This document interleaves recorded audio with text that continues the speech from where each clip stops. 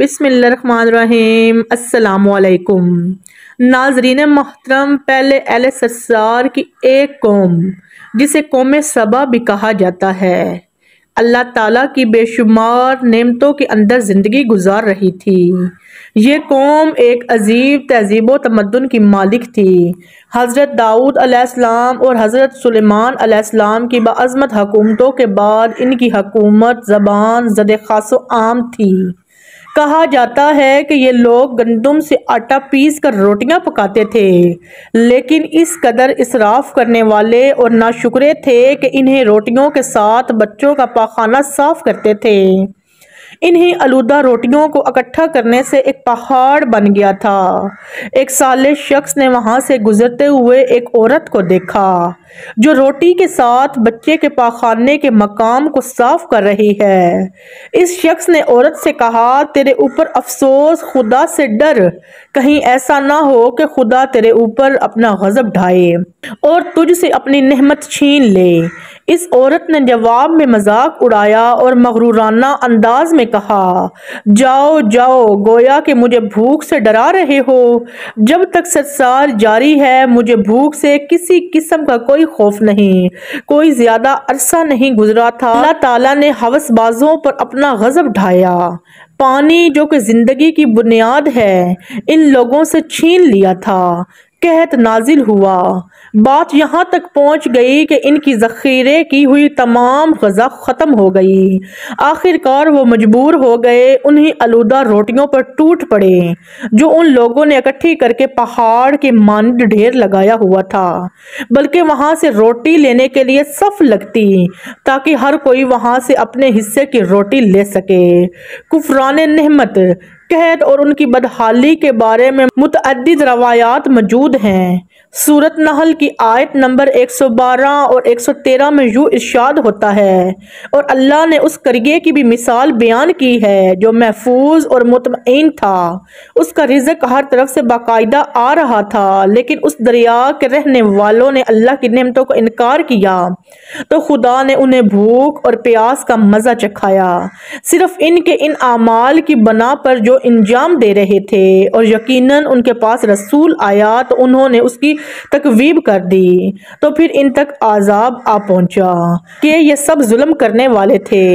اسی قوم سبا کے بارے میں ایک اور واقعہ بیان ہوتا ہے کہ ان لوگوں نے اپنی زراعت کو بہتر طور پر کاشت کرنے کے لیے پانی ذخیرہ کرنے کی خاطر بلک کے دو پہاڑوں کے درمیان ایک بہت بڑا بند محراب تعمیر کیا ہوا تھا۔ سوراخ اور دوسرے پہاڑوں سے گزرا ہوا پانی اس بند میں آ کر وافر مقدار میں جمع ہو جاتا تھا۔ قوم سبا نے اس پانی سے صحیح طور پر استفادہ کرتے ہوئے وسیع و عریض اور بہت سے خوبصورت باغات لگائے اور کھیتی باڑی کو رونق بخشی۔ ان باغات کے درختوں کی شاخیں اس قدر پھلوں سے لدی ہوئی تھی کہ کہتے ہیں اگر کوئی شخص سر پر ٹوکری رکھ کر ان کے نیچے سے گزرتا تو پھل خود بخود ٹوکری میں گرنا شروع ہو جاتے اور قلیل مدت میں ٹوکری تازہ پھلوں سے بھر جاتی۔ اس قوم کے بہت سارے دیہات اور قریے تھے جو بہت آباد اور آپس میں جڑے ہوئے تھے، لیکن نعمتوں کی کثرت نے انہیں شکر کرنے کی بجائے سرمست اور غافل کر دیا تھا، یہاں تک کہ ان کے درمیان بہت بڑا طبقاتی نظام وجود میں آ چکا تھا۔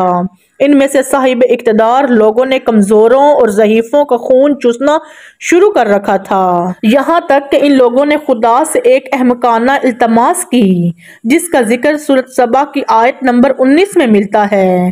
انہوں نے کہا، خدایا ہمارے سفروں کے درمیان فاصلہ زیادہ کر دے۔ انہوں نے اللہ تعالیٰ سے یہ التماس اس لیے کی تاکہ غریب لوگ عمرہ اور ثروت مندوں کے ہمراہ سفر نہ کریں۔ ان کی خواہش یہ تھی کہ آبادیوں کے درمیان خشکی ہو اور فاصلہ بہت زیادہ ہو تاکہ تہی دست اور کم آمدنی والے لوگ ان کی طرح سفر نہ کر سکیں۔ اللہ تعالیٰ نے ان مغرور پیٹ کے پجاریوں پر اپنا غضب نازل کیا۔ بعض تواریخ کے مطابق ان مغرور لوگوں کی آنکھوں سے دور صحرائی چوہوں نے معرف نامی بند کی دیواروں پر حملہ کر کے انہیں اندر سے کھوکھلا کر دیا۔ ادھر سے بارشیں زیادہ ہوئیں جن کی وجہ سے سیلاب آ گیا اور اس بند میں پانی بہت زیادہ اکٹھا ہو گیا۔ اچانک بند کی دیواریں ٹوٹی، اس سے ایک بہت بڑا سیلاب آیا جس میں تمام دیہات، آبادی، مال مویشی، باغات، ان کے محل اور گھر پانی میں غرق ہو کر نابود ہو گئے۔ ان کے باغات اور زراعت میں سے صرف کچھ پیلو اور بیری کے درخت اور کچھ جھاڑیاں بچی تھی۔ خوش العان پرندے وہاں سے کوچ کر گئے تھے، جبکہ الوؤں اور کووں نے قوم سبا کے کھنڈرات میں اپنے گھونسلے بنا دیے تھے۔ اس بات کا ذکر سورۃ سبا کی آیت نمبر 15 اور 16 میں ملتا ہے، اور آخر میں سورۃ سبا کی آیت نمبر 17 میں قرآن کریم میں اس واقعے کا یوں نتیجہ نکالا ہے: یہ ہم نے ان کی ناشکری کی سزا دی ہے اور ہم ناشکروں کے علاوہ کسی کو سزا نہیں دیتے۔ ناظرین محترم، اسی امید کے ساتھ اجازت دیجیے کہ آپ کو ہماری ویڈیو پسند آئی ہوگی۔ ملتے ہیں بہت جلد ایک نئی تاریخی، تحقیقی اور معلوماتی ویڈیو کے ساتھ۔ اللہ حافظ۔